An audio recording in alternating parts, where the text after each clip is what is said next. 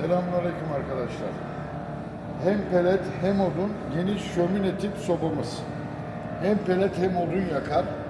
Üç tarafı camlıdır. Gördüğünüz gibi. Gayet kullanışlıdır. Pelet depomuz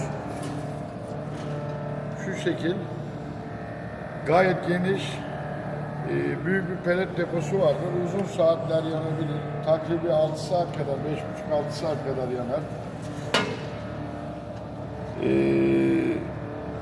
Bu şekilde külünü alabilirsiniz. Kapağını açalım. Camları demonte gönderiyoruz. Külünü bu şekilde alabilirsiniz. Gayet kolaydır kullanımı. Ayaklar katlanabilirdir. Ayaklarını katlayabilirsiniz. İster ayaklı ister ayaksız kullanabilirsiniz. Kargo vasıtasıyla size gönderim sağlanacaktır. İyi günlerde kullanmanız dileğiyle.